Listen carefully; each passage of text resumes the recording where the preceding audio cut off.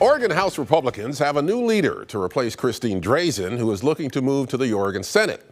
Lucetta Elmer of McMinnville previously served as deputy leader of the House Republican caucus, which has 23 members. Republicans chose Elmer as House leader after Senator Daniel Bonham resigned and was later tapped by President Trump for a job in the Labor Department under Labor Secretary and former Congresswoman Lori Chavez-DeRemer of Happy Valley. The previous House Republican leader, Christine Drazan, then resigned her position, aiming for the appointment to Bonham's Senate seat. Well, those falling dominoes put Representative Lucetta Elmer into the leadership position.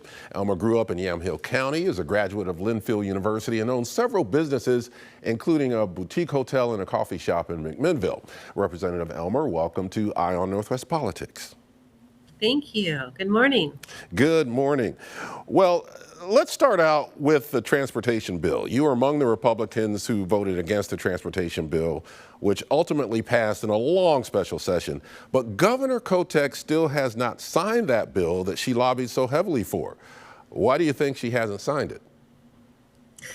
You are correct. She has not signed that bill. And while I haven't specifically asked her reasons why, everyone is aware that we are working on the referral process and trying to get enough signatures so that we can have all of Oregon weigh in on this very controversial subject. So we only have 90 days after the bill passes to collect the 78,000 plus signatures required to be able to refer this bill to the ballot next November. But we cannot start collecting those signatures until she signs the bill. Now, legally, she has 30 days to sign the bill, but, this is her bill. She called an emergency session, a special session to get this bill through. And I just have to wonder why she's delaying. If she's so confident that this is the correct path for Oregon, that we need this bill to pass and raise our taxes, then sign it and let's be on our way, even if that means that we're going to take a run at trying to collect enough signatures to put it on the ballot. Because again, if she's confident that this is the correct path, that shouldn't defer her agenda on this. Okay, it's a $4.3 billion bill that has a lot of tax increases, fee increases associated with it. Is that your main problem with the bill and why you're looking to maybe take it to the public instead of letting it go through the way it is now?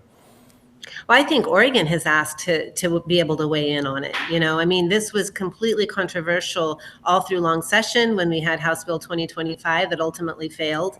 And then bringing it back for special session, it was a hardline partisan vote with a lot of people weighing in on their opinion on this. So I think Oregon is asking for it. They want to make sure that their voice is heard, and they don't want this.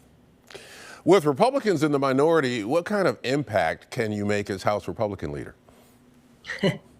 I think the biggest thing and the thing that I hold as the most important role is to elevate our voice. The minority voice is very valid. We represent so much of Oregon. If you look at, all of the rural parts of Oregon, which predominantly are Republican, we need to have our voice elevated. And that's the way that democracy works, right? The minority voice has such a significant place. But right now in Oregon, where we sit in the super minority in both the House and the Senate, and we have a Democrat governor and a Democrat Secretary of State and a Democrat Attorney General, we have to elevate our voice. So that is my number one job right now, to make sure that our perspective is heard. That transportation bill that we just talked about, it really highlighted the partisan divide in Salem. Is there any hope for bipartisanship there? I don't see that right now, no. We had solutions. I firmly believe it's not a revenue problem we're facing, it's a priority problem. But our ideas were not considered. There was no bipartisanship offered on the part of the Democrats. We offered several ideas and options, and none of those were ever given consideration. So it was a hard party line vote. You represent Yamhill County in House District 24. It's rich in farmland, including Oregon wine country. How has the national crackdown on immigration affected Yamhill County and especially the workforce there? I think overall, Oregon we've been in a workforce crisis for quite some time. I mean, we are a heavily regulated state. We are burdened with so much regulation. We are seeing businesses flee for several reasons. So, I think that this has been something that's been coming all along. And as vice chair of the Labor and Workplace Standards Committee, I've been fighting for a better healthy business climate in Oregon now for 3 years. And it is very frustrating when we see time and time again bills passed that are hurting businesses. And it's in that committee, they're usually party line votes as well. So it is a very frustrating position to be in. And we're seeing it throughout the whole entire state. But I think we've been seeing it for quite some time. And it has to do directly with legislation that's coming out of Salem. Specifically, though, when we talk about immigration enforcement, we've heard reports of ICE agents arresting a man outside the Yamhill County jail, at least 2 targeted arrests of vineyard workers in Newburgh. Are you in favor of the ICE actions in Oregon, especially in your county? I have an understanding of what President Trump is trying to do. And I think the overall picture of what he's trying to do is something that has needed to be addressed for a very long time. And I know that that can get messy and it can be hard, to wait as the whole thing plays out. But I am understanding that, he is trying to make sure that we are a country that has people in here in the correct way and that we are a safe country. So we're trying to let the process play out. Will you at least admit that it is having an effect in Yamhill County?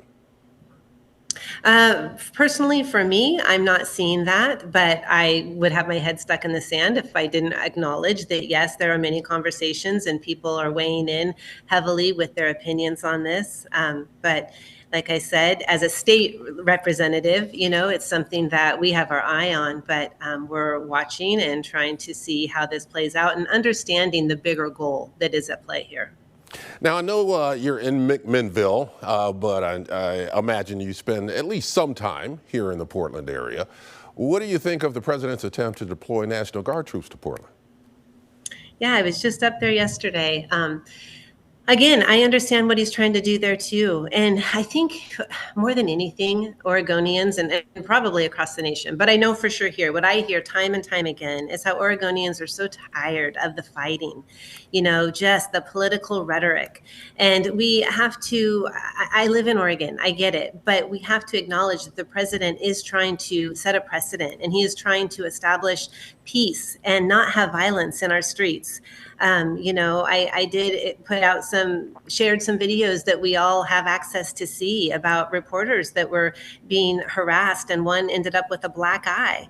And, there's no place for that. So I think that we need to try to work together to understand that we all, I'm sure, have the same goal of we do not want to see violence in our streets. Got less than 30 seconds here, but as we leave you, did you get any advice from Christine Drazan about taking on this role? Yeah, Drazan is great, and I'm so fortunate that I was able to work with her for a year as her deputy. I appreciate the relationship that her and I have. I appreciate what she did in this last year as leader of the party, and so I will definitely be keeping her number in my favorites as I move forward. Representative Lucetta Elmer, thank you for joining Eye on Northwest Politics, and good luck in your new role. Thank you.